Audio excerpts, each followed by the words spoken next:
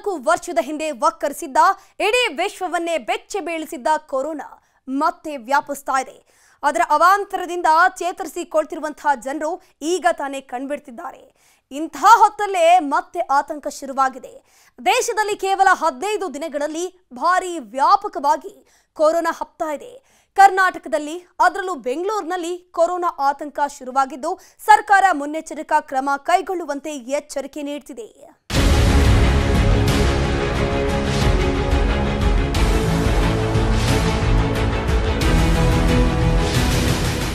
ಇದು ಹೆಮ್ಮಾರಿ, ಬೆಂಬಿಡದ ಹೆಮ್ಮಾರಿ. ಇಡೀ ಮನುಕುಲವನ್ನೇ ಅಲ್ಲಾಡಿಸಿದ ಹೆಮ್ಮಾರಿ corona virus ಮತ್ತೆ ಕಾಣಿಸಿಕೊಂಡಿದೆ. ಹೊಸ ಇನ್ನಿಂಗ್ಸ್ ಶುರು ಮಾಡಿಕೊಂಡು ಸಿಂಗಾಪುರ, ಹಾಂಗ್ಕಾಂಗ್ನಲ್ಲಿ ಆರ್ಭಟಿಸಿದ ಬಳಿಕ ಭಾರತಕ್ಕೂ ಎಂಟ್ರಿಯಾಗಿ ಪಕ್ಕದ ಕೇರಳದಲ್ಲಿ ತಾಂಡವ ಆಡ್ತಿತ್ತು. ಈಗ ರಾಜ್ಯಕ್ಕೆ, ಬೆಂಗಳೂರಿಗೂ ಮತ್ತೊಮ್ಮೆ ಎಂಟ್ರಿ ಕೊಟ್ಟಿದೆ.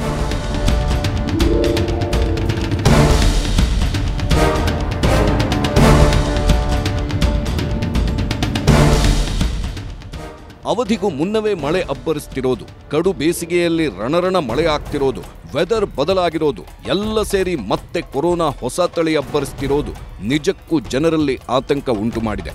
ರಾಜ್ಯದಲ್ಲಿ ಒಟ್ಟು 35 ಕೋವಿಡ್ ಪ್ರಕರಣಗಳು ದಾಖಲಾಗಿದ್ದು ಅದರಲ್ಲಿ ಬೆಂಗಳೂರಲ್ಲೇ 32 ಕೇಸ್ಗಳು ಪತ್ತೆಯಾಗಿವೆ. 3 ಮಕ್ಕಳಿಗೂ ಪಾಸಿಟಿವ್ ಕಂಡು ಬಂದಿದೆ.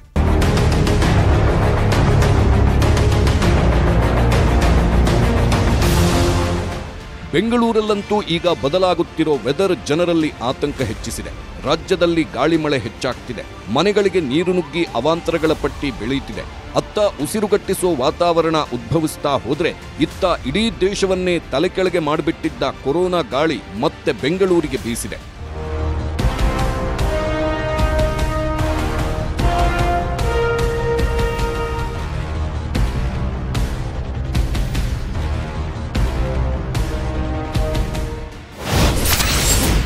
ಮತ್ತೆ ವಕ್ಕರಿಸಿದ ಕೊರೋನಾ ಕಳೆದ 15 ದಿನಗಳಿಂದ ಗಣನೀಯ ಏರಿಕೆ. ಲಾಕ್ಡೌನ್ನಂತಹ ಹಿಂದೆಂದೂ ಕಂಡು ಕೇಳರಿಯದಂತಹ ಪರಿಸ್ಥಿತಿಯನ್ನ ಸೃಷ್ಟಿಸಿದ್ದ ಕೊರೋನಾ ಇದೀಗ ಮತ್ತೆ ಕೆಲವು ದೇಶಗಳನ್ನ ಕಾಡಲು ಆರಂಭಿಸಿದೆ.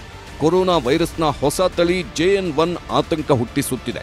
ಸಿಂಗಾಪುರ, ಹಾಂಗ್ಕಾಂಗ್ನಲ್ಲಿ ತಲ್ಲಣ ಎಬ್ಬಿಸಿರೋ ಕೊರೋನಾ ಹೊಸ ತಳಿ ಈಗ ಕರ್ನಾಟಕದಲ್ಲಿ ನಿಧಾನಕ್ಕೆ ಏರುಗತಿಯಲ್ಲಿ ಸಾಗುತ್ತಿದೆ. ಮೇ ತಿಂಗಳಲ್ಲಿ ಈ ಸಂಖ್ಯೆ ಮತ್ತಷ್ಟು ಹೆಚ್ಚಾಗಿದೆ. ಜನವರಿಯಲ್ಲಿ 3 ಕೊರೋನಾ ಸೋಂಕು ಪ್ರಕರಣಗಳು ಪತ್ತೆಯಾಗಿದ್ದವು. ಫೆಬ್ರವರಿಯಲ್ಲಿ ಕೇವಲ 1 ಕೇಸ್ ಪತ್ತೆಯಾಗಿತ್ತು.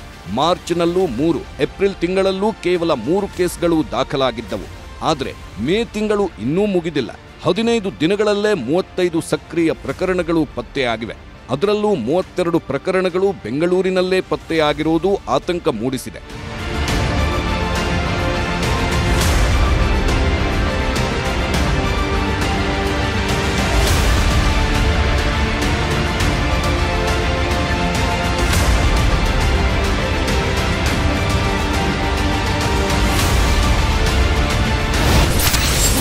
ಬೆಂಗಳೂರಲ್ಲಿ 3 ಮಕ್ಕಳಲ್ಲಿ ಕೋವಿಡ್ ಪತ್ತೆ.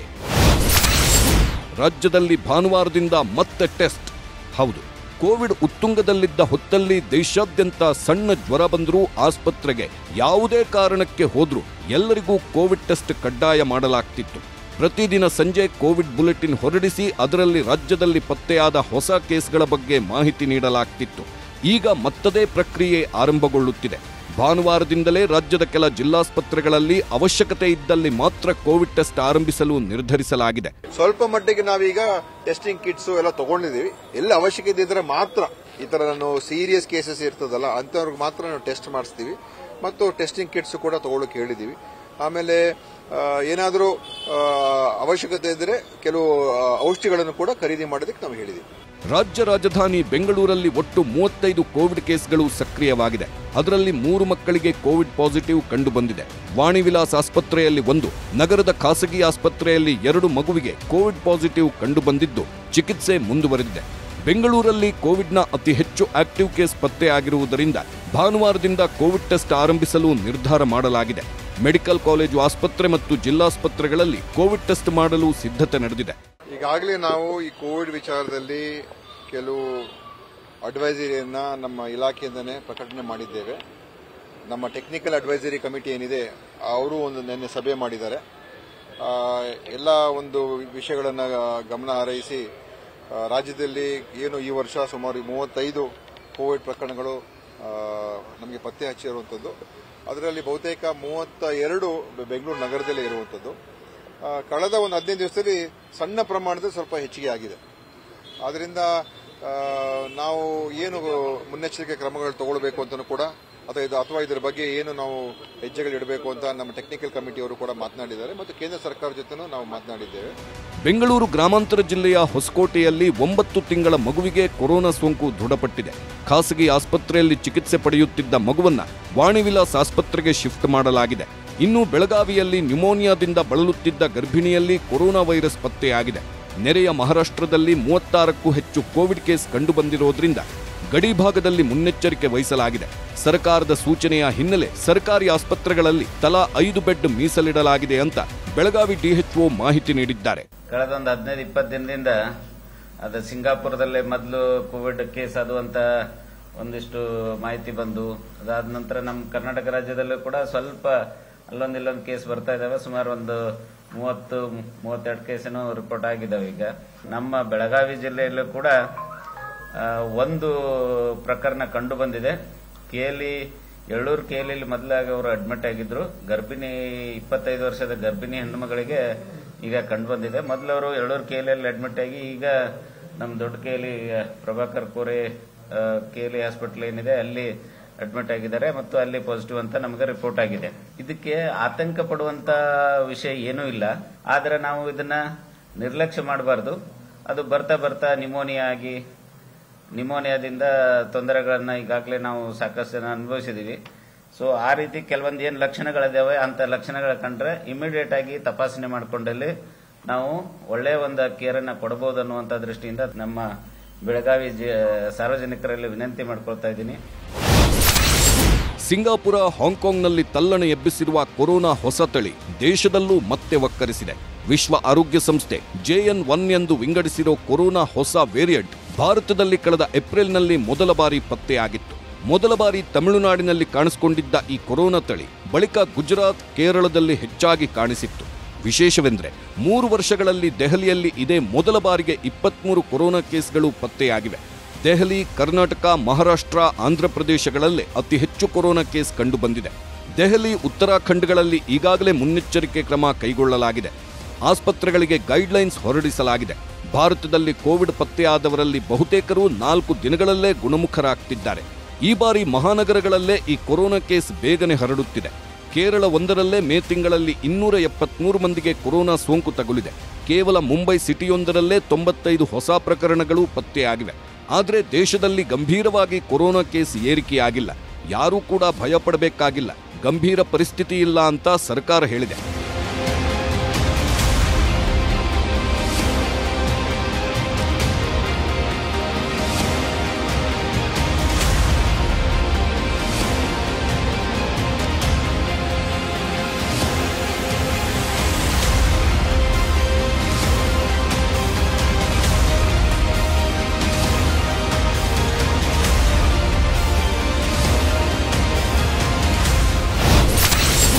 ಮುಂಬೈ, ಕೇರಳದಲ್ಲಿ ಸಾವಿನ ಡಂಗುರ.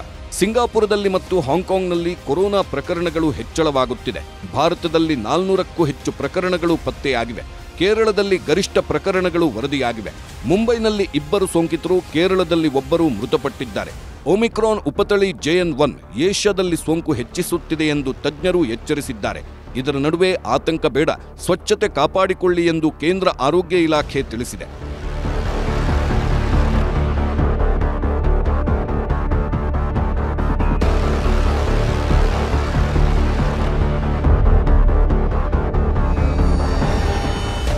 ICMR ಅಂದ್ರೆ ಭಾರತೀಯ ವೈದ್ಯಕೀಯ ಸಂಶೋಧನಾ ಮಂಡಳಿ, ರಾಷ್ಟ್ರೀಯ ರೋಗ ನಿಯಂತ್ರಣ ಕೇಂದ್ರದ ಅಧಿಕಾರಿಗಳು ಈಗಾಗಲೇ ಸಭೆ ನಡೆಸಿದ್ದು ಸೋಂಕು ಹೆಚ್ಚಳದ ಬಗ್ಗೆ ನಿಗಾ ಇರಿಸಲು ನಿರ್ಧರಿಸಿದ್ದಾರೆ. ಕೊರೋನಾ ವೈರಾಣುವಿನ ಒಮಿಕ್ರಾನ್ ರೂಪಾಂತರಿಯ JN1 ಉಪತಳಿಯಿಂದ ಏಷ್ಯಾದಲ್ಲಿ ಕೊರೋನಾ ಸೋಂಕು ಹೆಚ್ಚುತ್ತಿದೆ ಎಂದು ಅಮೆರಿಕದ ಜಾನ್ಸ್ ಹಾಪ್ಕಿನ್ಸ್ ಮೆಡಿಸಿನ್ ತಿಳಿಸಿದೆ.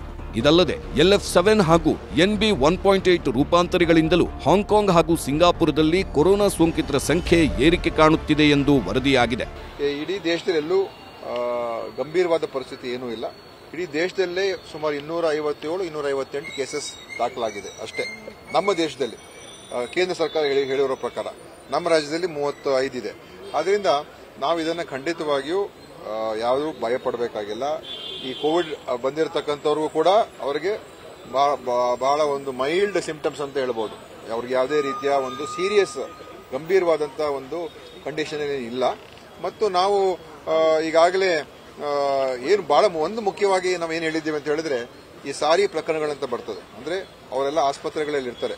ಸಿವಿಯರ್ ಅಕ್ಯೂಟ್ ರೆಸ್ಪಿರೇಟರಿ ಇಲ್ನೆಸ್, ಸಾರಿ, ಅವ್ರಿಗೆ ಉಸಿರಾಟದ ಮತ್ತು ಶ್ವಾಸಕೋಶದ ಗಂಭೀರವಾದಂಥ ಅದು ಇಲ್ನೆಸ್ ಕಾಯಿಲೆ. ಅದು ಅಂಥವ್ರಿಗೆ ನೀವು ಕೋವಿಡ್ ಟೆಸ್ಟ್ ಮಾಡಿಸಿ ಅಂತ ಕಡ್ಡಾಯವಾಗಿ ಮಾಡಿಸಿ ಅಂತ ಹೇಳಿದ್ದೀವಿ. ಅನವಶ್ಯಕ ಭಯ ಗೊಂದಲ ಬೇಡ. ಇನ್ನು ಕೋವಿಡ್ ಪ್ರಕರಣ ಹೆಚ್ಚಾಗುತ್ತಿರುವ ಹಿನ್ನೆಲೆ ಗರ್ಭಿಣಿಯರು, ಮಕ್ಕಳು ಹಾಗೂ ಕಾಮಾರ್ಬಿಟ್ ರೋಗಿಗಳು ಮುಂಜಾಗೃತೆ ವಹಿಸುವಂತೆ ಸೂಚಿಸಿದೆ. ಜನನಿಬಿಡ ಪ್ರದೇಶದಲ್ಲಿ ಓಡಾಡುವಾಗ ಮಾಸ್ಕ್ ಧರಿಸಬೇಕು. ಸ್ಯಾನಿಟೈಸ್, ಸ್ವಚ್ಛತೆ ಬಗ್ಗೆ ಸಾರ್ವಜನಿಕರು ಹೆಚ್ಚಿನ ಗಮನ ಹರಿಸಬೇಕು. ಅಲ್ಲದೆ ಸಾರಿ ಗುಣಲಕ್ಷಣಗಳು ಇರುವವರು ಕೂಡಲೇ ಕೊರೋನಾ ಟೆಸ್ಟ್ ಮಾಡಿಸುವಂತೆ ಆರೋಗ್ಯ ಇಲಾಖೆ ಸೂಚನೆ ನೀಡಿದೆ. ಆದರೆ ಅನಗತ್ಯ ಭಯ ಗೊಂದಲ ಬೇಡ ಅಂತ ಆರೋಗ್ಯ ಸಚಿವ ದಿನೇಶ್ ಗುಂಡೂರಾವ್ ಹೇಳಿದ್ದಾರೆ. ನಮ್ಮಲ್ಲಿ ಗೈಡ್ಲೈನ್ಸ್ ಏನಿಲ್ಲ, ಯಾರೂ ಕೂಡ ಭಯ ಪಡಬೇಕಾಗಿಲ್ಲ, ಯಾರೂ ಕೂಡ ಚಿಂತನೆ ಅಥವಾ ಆತಂಕಕ್ಕೆ ಒಳಗಾಗ್ತಕ್ಕಂಥ ಅವಶ್ಯಕತೆ ಇಲ್ಲ.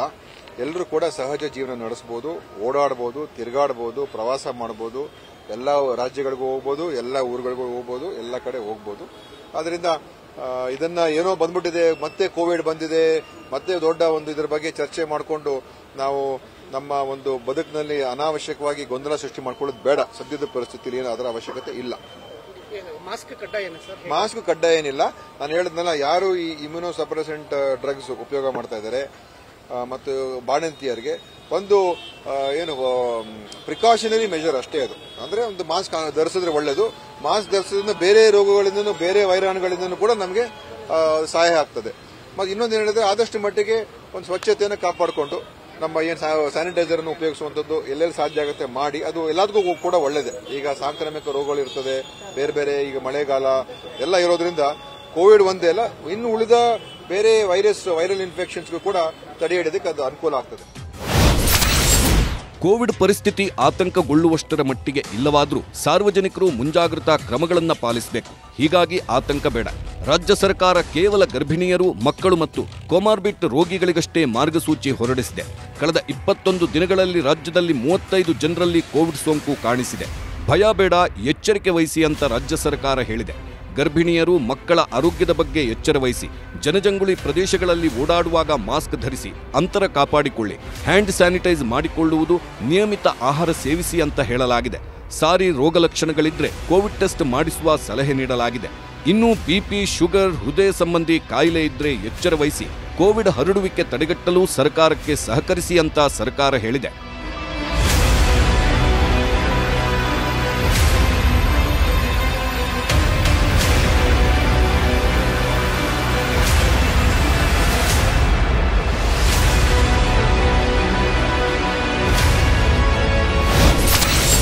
ಇನ್ನು ಕೊರೋನಾ ಹೊಸತಳಿ ದೇಶದಲ್ಲಿ, ರಾಜ್ಯದಲ್ಲಿ ಹರಡುತ್ತಿದೆಯಾದರೂ ಯಾರಿಗೂ ಅಂತಹ ಗಂಭೀರ ಎಫೆಕ್ಟ್ ಉಂಟು ಮಾಡಿಲ್ಲ. ಆದರೆ ಕೆಲವರು ಅಲರ್ಟ್ ಇರಬೇಕೆಂದು ಆರೋಗ್ಯ ಇಲಾಖೆ ಸಲಹೆ ನೀಡಿದೆ. ಗರ್ಭಿಣಿಯರು, ಮಕ್ಕಳು, ವೃದ್ಧರು, ಆರೋಗ್ಯ ಸಮಸ್ಯೆ ಉಳ್ಳವರು ಮುನ್ನೆಚ್ಚರಿಕೆ ವಹಿಸಬೇಕು. ಬಿಪಿ, ಶುಗರ್, ಹೃದಯ ಸಂಬಂಧಿ ಕಾಯಿಲೆ ಇದ್ರೆ ಎಚ್ಚರ ವಹಿಸಬೇಕು. ಉಸಿರಾಟ, ಶ್ವಾಸಕೋಶ ಸಂಬಂಧಿ ರೋಗಲಕ್ಷಣಗಳಿದ್ರೆ ಕೋವಿಡ್ ಟೆಸ್ಟ್ ಮಾಡಿಸುವಂತೆ ಸಲಹೆ ನೀಡಲಾಗಿದೆ. ಕಳೆದ 20 ದಿನಗಳಲ್ಲಿ ಏಕಾಏಕಿ ಕೋವಿಡ್ ಪ್ರಕರಣಗಳಲ್ಲಿ ಹೆಚ್ಚಳ ಕಂಡುಬಂದಿದೆ. ಹಾಗಾಗಿ ಮಕ್ಕಳು, ವೃದ್ಧರು ಹಾಗೂ ಆರೋಗ್ಯ ಸಮಸ್ಯೆಗಳನ್ನು ಎದುರಿಸುತ್ತಿರುವವರು ಮುನ್ನೆಚ್ಚರಿಕೆ ವಹಿಸಬೇಕು ಎಂದು ರಾಜ್ಯ ಆರೋಗ್ಯ ಇಲಾಖೆ ಸಲಹೆ ಮಾಡಿದೆ.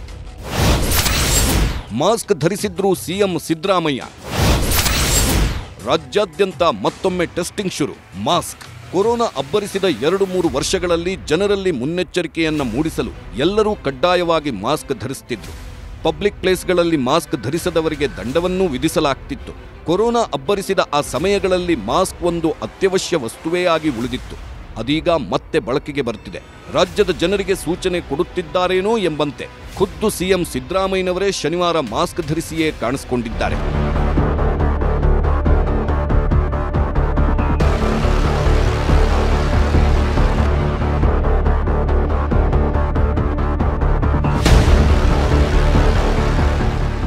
ದೇಶದಲ್ಲಿ ಕೋವಿಡ್ ಪ್ರಕರಣ ಮತ್ತೆ ಹೆಚ್ಚಾಗುತ್ತಿದ್ದಂತೆ ರಾಜ್ಯ ಸರ್ಕಾರ ಅಲರ್ಟ್ ಆಗಿದೆ.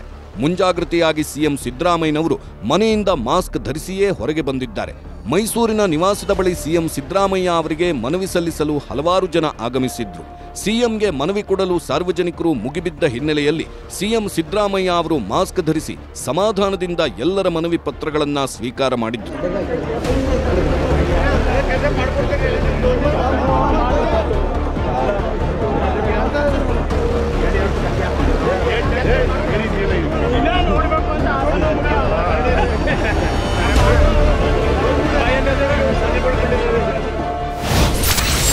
ಒಂಬತ್ತು ತಿಂಗಳ ಮಗುವಿನಲ್ಲಿ ಸೋಂಕು ಪತ್ತೆ. ಬೆಂಗಳೂರಿನಲ್ಲಿ ಕೋವಿಡ್ ಪ್ರಕರಣಗಳು ದಿಢೀರನೆ ಏರಿಕೆಯಾಗುತ್ತಿವೆ. ಮೇ ತಿಂಗಳಲ್ಲಿ ಕೇಸ್ಗಳು ಹೆಚ್ಚಾಗಿವೆ. ಆದರೆ ಸೋಂಕಿತರೆಲ್ಲರಲ್ಲೂ ಸೋಂಕಿನ ಲಕ್ಷಣಗಳು ಗಂಭೀರವಾಗೇನೂ ಇಲ್ಲ. ಲಘು ಲಕ್ಷಣಗಳು ಕಾಣಿಸಿಕೊಂಡಿವೆ. ಇದರ ನಡುವೆಯೇ ಬೆಂಗಳೂರಿನಲ್ಲಿ ಮೇ 22ರಂದು 9 ತಿಂಗಳ ಕಂದಮ್ಮನಲ್ಲಿ ಕೊರೋನಾ ಪತ್ತೆಯಾಗಿದೆ. ವಾಣಿ ವಿಲಾಸ್ ಆಸ್ಪತ್ರೆಯಲ್ಲಿ ಮಗುವಿಗೆ ಚಿಕಿತ್ಸೆ ನೀಡಲಾಗುತ್ತಿದೆ.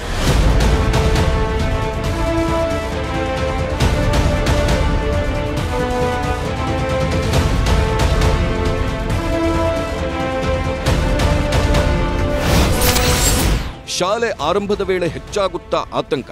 ಕರ್ನಾಟಕದಲ್ಲಿ ಕೊರೋನಾ ಸೋಂಕು ನಿಧಾನವಾಗಿ ಏರಿಕೆಯಾಗುತ್ತಿದೆ. ಮೇ 7ರಿಂದ ಮೇ 14ರ ನಡುವೆ 19 ಕಡಿಮೆ ತೀವ್ರತೆಯ ಸೋಂಕಿನ ಪ್ರಕರಣಗಳು ವರದಿಯಾಗಿವೆ. ಮೇ 29ರಿಂದ ಶಾಲೆಗಳು ಪುನಃ ಆರಂಭವಾಗುತ್ತಿವೆ. ಆದ್ದರಿಂದ ಕೊರೋನಾ ಜಾಸ್ತಿಯಾಗಬಹುದು ಎಂದು ತಜ್ಞರು ಅಂದಾಜಿಸಿದ್ದಾರೆ. ಖಾಸಗಿ ಆಸ್ಪತ್ರೆಗಳಿಂದ ರೆಫರಲ್ ಕೇಂದ್ರಗಳನ್ನು ಘೋಷಿಸುವಂತೆ ಸರ್ಕಾರವನ್ನ ಒತ್ತಾಯಿಸುತ್ತಿವೆ. ಆದರೆ ಸರ್ಕಾರವು ಇನ್ನೂ ರೆಫರಲ್ ಆಸ್ಪತ್ರೆಗಳನ್ನ ಗೊತ್ತು ಮಾಡಿಲ್ಲ.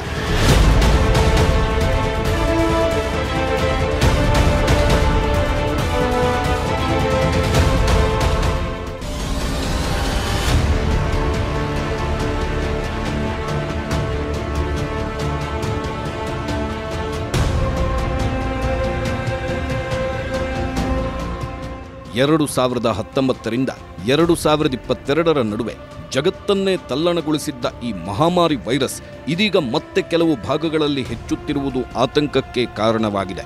ಇತ್ತೀಚೆಗೆ ಸಿಂಗಾಪುರ ಮತ್ತು ಹಾಂಗ್ಕಾಂಗ್ನಲ್ಲಿ ಕೋವಿಡ್ ಪ್ರಕರಣಗಳು ಬೇಗನೆ ಹರಡುತ್ತಿವೆ. ಭಾರತದಲ್ಲಿ ಪತ್ತೆ ಹಚ್ಚಿರುವ ಪ್ರಕರಣಗಳ ಸಂಖ್ಯೆ ಕಡಿಮೆಯಾಗಿದ್ರೂ ಮುಂಬೈನಲ್ಲಿ ಕಳೆದ ವಾರ 2 ಕೋವಿಡ್ ಸಂಬಂಧಿತ ಸಾವುಗಳು ವರದಿಯಾಗಿವೆ. ಮೃತರಿಬ್ಬರೂ ವೃದ್ಧರಾಗಿದ್ದಾರೆ. ಅವರಿಗೆ ಇತರೆ ಆರೋಗ್ಯ ಸಮಸ್ಯೆಗಳೂ ಇದ್ದವು. ಇವು ಸಾಮಾನ್ಯವಾಗಿ ಜ್ವರ, ಗಂಟಲು ನೋವು, ತೀವ್ರ ತಲೆನೋವು ಸೇರಿ ಹಲವು ಲಕ್ಷಣಗಳನ್ನು ಹೊಂದಿದೆ. ಅಷ್ಟಕ್ಕೂ ಮತ್ತೆ ಕೊರೋನಾ ವಕ್ಕರಿಸಿರುವುದು ಏಕೆ? ಕೋವಿಡ್ ಮತ್ತೆ ಏಕೆ ಉಲ್ಬಣಗೊಳ್ಳುತ್ತಿದೆ? ಅನೇಕ ವೈರಲ್ ಕಾಯಿಲೆಗಳಂತೆ ಕೋವಿಡ್-19 ಕೂಡ ಹಂತ ಹಂತವಾಗಿ ಉಲ್ಬಣಗೊಳ್ಳುತ್ತದೆ ಎಂದು ತಜ್ಞರು ವಿವರಿಸುತ್ತಾರೆ. ಒಂದು ಮುಖ್ಯ ಕಾರಣವೆಂದರೆ ಕಾಲಾನಂತರದಲ್ಲಿ ಜನರ ರೋಗನಿರೋಧಕ ಶಕ್ತಿಯಲ್ಲಿನ ಸಹಜವಾದ ಇಳಿಕೆ. ವಯಸ್ಸಾದಂತೆ ಪ್ರತಿಕಾಯ ಮಟ್ಟಗಳು ಕ್ರಮೇಣ ಕಡಿಮೆಯಾಗುತ್ತವೆ. ಜನರು ಈ ಹಿಂದೆ ಸೋಂಕಿಗೆ ಒಳಗಾಗಿದ್ದರೂ ಅಥವಾ ಲಸಿಕೆ ಹಾಕಿಸಿಕೊಂಡಿದ್ದರೂ ಸಹ ಮರು ಸೋಂಕಿಗೆ ಒಳಗಾಗುತ್ತಾರೆ. ಅತಿ ಒತ್ತಡದಿಂದಲೂ ಸೋಂಕಿನ ಪ್ರಮಾಣ ಹೆಚ್ಚಳ. ಇಲ್ಲಿಯವರೆಗೆ ಕೇಂದ್ರ ಸರ್ಕಾರವಾಗಲಿ ಅಥವಾ ರಾಷ್ಟ್ರೀಯ ರೋಗ ನಿಯಂತ್ರಣ ಕೇಂದ್ರವಾಗಲಿ ಕೋವಿಡ್-19 ಹರಡುವಿಕೆಯ ಬಗ್ಗೆ ಯಾವುದೇ ಸಲಹೆಯನ್ನ, ಗೈಡ್ಲೈನ್ಸ್ ಅನ್ನ ನೀಡಿಲ್ಲ. ಇನ್ನೂ ಪರಿಸ್ಥಿತಿಯನ್ನ ಮೇಲ್ವಿಚಾರಣೆ ಮಾಡಲು ಆರೋಗ್ಯ ಇಲಾಖೆಗೆ ಸೂಚಿಸಲಾಗಿದೆ ಮತ್ತು ನಾವು ಜಾಗರೂಕರಾಗಿದ್ದೇವೆ ಎಂದು ಕೇಂದ್ರ ಸರ್ಕಾರ ಹೇಳಿದೆ. ಲಭ್ಯವಿರುವ ಮಾಹಿತಿಯ ಪ್ರಕಾರ ಭಾರತದ ವಿವಿಧ ಭಾಗಗಳಲ್ಲಿ ಕೋವಿಡ್-19 ಪ್ರಕರಣಗಳು ಪತ್ತೆಯಾಗುತ್ತಿವೆ ಮತ್ತು ರೋಗಿಗಳು ಒತ್ತಡದಿಂದ ಸೋಂಕಿಗೆ ಒಳಗಾಗಿದ್ದಾರೆ. ತೀವ್ರತೆಯ ಸಾಧ್ಯತೆ ತುಂಬಾ ಕಡಿಮೆ. ಚಿಂತಿಸಬೇಕಾಗಿಲ್ಲ. ನಾವು ಪರಿಸ್ಥಿತಿಯನ್ನ ಮೇಲ್ವಿಚಾರಣೆ ಮಾಡುತ್ತಿದ್ದೇವೆ ಅಂತ ಕೇಂದ್ರ ಸರ್ಕಾರ ತಿಳಿಸಿದೆ. ಏನಿದು ಕೊರೋನಾ ಹೊಸ ಪ್ರಭೇದ? ಗಂಭೀರ ಎಫೆಕ್ಟ್ ಇಲ್ಲ, ಸೌಮ್ಯ ರೋಗ ಲಕ್ಷಣ. ಇತ್ತೀಚಿನ ದಿನಗಳಲ್ಲಿ ಭಾರತ ಹಾಗೂ ಏಷ್ಯಾದ ಕೆಲ ರಾಷ್ಟ್ರಗಳಲ್ಲಿ ಕಾಣಿಸುತ್ತಿರುವ ಕೋವಿಡ್-19 ಹೊಸ ತಳಿಯು JN1 ರೂಪಾಂತರವಾಗಿದೆ. ಇದು ಒಮಿಕ್ರಾನ್ ಕುಟುಂಬಕ್ಕೆ ಸೇರಿದ ಒಂದು ಹೊಸ ರೂಪಾಂತರ ವೈರಸ್. JN1 ಎಂಬುದು BA.2.86 ರೂಪಾಂತರದ ವರ್ಗಕ್ಕೆ ಸೇರಿದೆ ಅಂತ ವಿಶ್ವ ಆರೋಗ್ಯ ಸಂಸ್ಥೆ ಹೇಳಿದೆ. ಈ ಹೊಸ ತಳಿಯು ತೀವ್ರ ರೋಗ ಉಂಟು ಮಾಡದೆ ಸೌಮ್ಯ ರೋಗ ಲಕ್ಷಣಗಳೊಂದಿಗೆ ಕಾಣಿಸುತ್ತೆ. ಸಿಂಗಾಪುರ ಮತ್ತು ಹಾಂಗ್ಕಾಂಗ್ನಲ್ಲಿ JN1ನ ಉಪರೂಪಾಂತರಗಳು ಹೆಚ್ಚು ಹರಡುತ್ತಿವೆ. ಈ ರೂಪಾಂತರಗಳು ಬೇಗ ಸೋಂಕು ಹರಡುವ ಶಕ್ತಿ ಹೊಂದಿವೆ ಮತ್ತು ಇಮ್ಯುನಿಟಿಯನ್ನ ಕುಂಠಿತಗೊಳಿಸುವ ಸಾಧ್ಯತೆ ಇದೆ. ಸಾಮಾನ್ಯವಾಗಿ ಈ ಲಕ್ಷಣಗಳು 4-5 ದಿನಗಳವರೆಗೆ ಇರುತ್ತವೆ ಮತ್ತು ತೀವ್ರತೆ ಕಡಿಮೆಯೇ ಇರುತ್ತದೆ. ಕಳೆದ ಕೆಲವು ವಾರಗಳಿಂದ ಏಷ್ಯಾದ ದೇಶಗಳಲ್ಲಿ ಕೋವಿಡ್ ಹೊಸ ತಳಿ ಸದ್ದು ಮಾಡುತ್ತಿದೆ. ಏಷ್ಯಾದ 2 ಪ್ರಮುಖ ದೇಶಗಳಾದ ಹಾಂಗ್ಕಾಂಗ್ ಮತ್ತು ಸಿಂಗಾಪುರದಲ್ಲಿ ಕೋವಿಡ್ ಹೊಸ ರೂಪಾಂತರಿ JN1 ಸಂಖ್ಯೆಯಲ್ಲಿ ಗಣನೀಯ ಏರಿಕೆ ಕಂಡುಬಂದಿದೆ. ಹಾಂಗ್ಕಾಂಗ್ ಮತ್ತು ಸಿಂಗಾಪುರ, ಚೀನಾ ಮತ್ತು ಥಾಯ್ಲೆಂಡ್ನ ಆರೋಗ್ಯ ಅಧಿಕಾರಿಗಳು ಹೊಸ ಬೂಸ್ಟರ್ ಲಸಿಕೆಗಳನ್ನು ತೆಗೆದುಕೊಳ್ಳುವಂತೆ ಜನರನ್ನ ಒತ್ತಾಯಿಸಿದ್ದಾರೆ.